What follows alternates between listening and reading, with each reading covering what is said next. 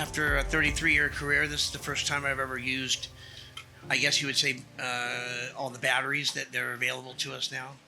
Was skeptical at the beginning, and I thought, we'll have to see how this goes. But after 8 weeks of shooting or so, it's come to light that this is probably the future, and it's been a big help. All in all, just making our lives a little easier and doing it a little bit cleaner.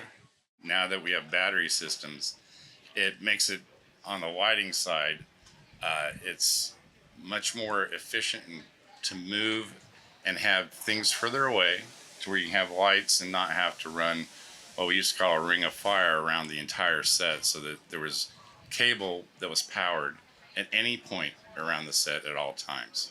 Now, the sets, they can have just specific power points for the set itself, or if you have deep background items, you can have power points back there utilizing batteries instead of running 400 and 500 feet of cable, because the further you run the cable, the lower the voltage, the more likely of having issues with performance of lights.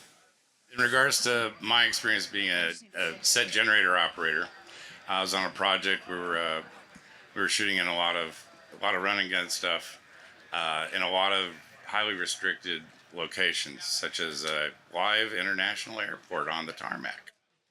So in that case, they were like, no, you're not going to put any cable down on the ground and go across all these other restricted areas. So you have to have power there at the Learjet that you're shooting on. I would drive to where the Learjet was. We'd offload the batteries and the lights that I had on there. They would set them up, and I would go off the tarmac to where it was safe to be, and I would turn on the generator and make sure the batteries were charged. And then whenever the batteries were getting lower, if they had a break or if they're turning around, I would come out and we'd swap out the batteries, and I'd drive back and charge those. And that's how we conducted that for the most part for the day. And that made it very quick for us to get onto the tarmac, shoot, and get off the tarmac. So I see that using these battery systems has been really influential and very great. Most of them have the limitations of their output being roughly 20 amps. So luckily our LEDs are very bright now, and 20 amps for an LED makes for a really bright light. But it's the issue with the brighter or the bigger draw lights that are using like 60 amp plugs and 18Ks that use 100 amps a leg. It becomes an issue, and that's when you run into the bigger best systems. And then those are kind of like a diesel generator, but the advantage of a best system is the silence of it and the lack of emissions. Now, me being the generator operator, sitting there for 16 hours next to this thing, spewing out pollutants into the air that I'm breathing. I love diesel generators. I know them back and forth, and I've made my career out of it, but I do prefer a best system would be ideal. It allows for the unit to be closer to the set, which makes less cable. It's faster in regards to rigging and de-rigging, especially like in a commercial situation where you're shooting a commercial production. Usually the electric crew, they do their own rigging, they set up the lights, and they work the set, and then they wrap everything back to the truck at the end of the night. So in that case, saving an hour or so over the whole day is a lot of money for production, because being the hyphenate electric driver, because I'm also in 728, I know that on a commercial I'm going, oh, it's going to be 22 hours from when I go on the clock to when I get off the clock. And if I get 2 extra hours to go home and sleep before I do the next day's work, I'm a happy camper. The shows that I do moving forward, I will have batteries on it for sure.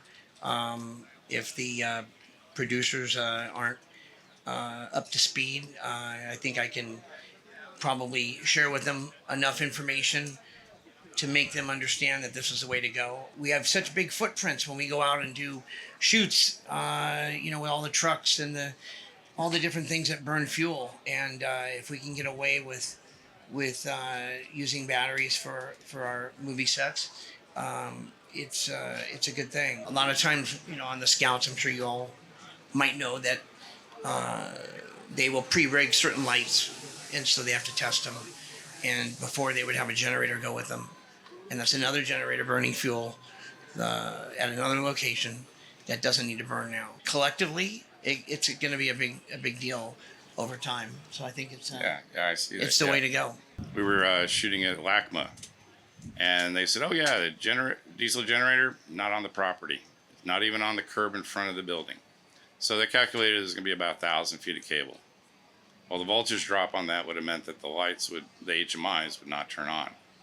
So we used a J250 from Saniset, and they said, "Oh, well, this doesn't make any noise. There's no exhaust. Yeah, you can put it right here next to the door."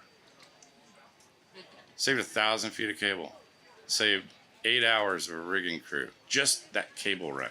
Right now, people are thinking of it for specialty situations, but I think once we integrate and establish the workflow of how to keep them charged and maintained and part of our normal workflow, it'll be a great thing for all of us, because that way, neighbors and locations at night won't be upset with you because you park their diesel generator in front of their house and they're up all night.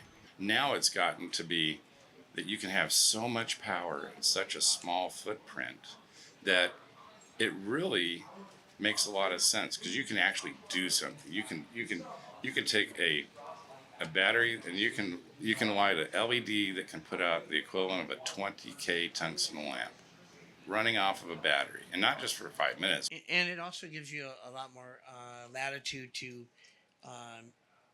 make changes or alter the plan of what you were going to shoot. Since you don't have to lay cable down, you just take the batteries where you're going and shoot it. So before, you'd have to at least take the time to lay cable down in another direction if you wanted to go there. And I think they were oftentimes, you're limited to where the cable is or where the power is set up. That's where you're shooting. As time goes, I think how we charge batteries and how we turn them around for the next day will get a little more efficient. I also think that, of course, battery technology will get better. And by that time, I foresee a day where the diesel generators will be gone. But that system of having them ready to go in the morning and charged is going to take a little time.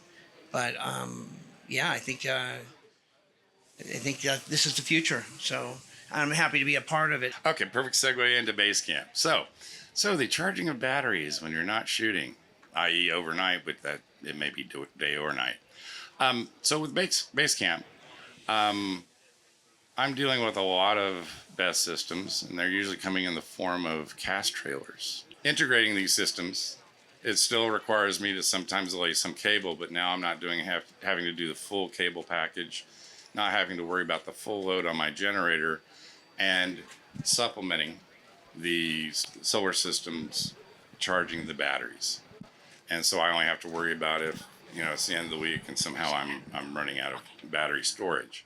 So I'm seeing by doing a hybridized system of having a large BESS unit or a battery storage system with base camp and a solar power system, then for my backup, I could reduce the size from a 1400 amp generator all the way down to a 750 amp or a 500 amp generator, which is much more fuel efficient, and I would only have to run that for a certain number of hours in a day as opposed to running it for 16 or 18 hours straight. So I think once we integrate a system to where we go, okay, if we do this, this, and this, and have all these pieces and put the pieces of the puzzle together, that way we will actually be able to maximize the ROI and the efficiency of using this technology.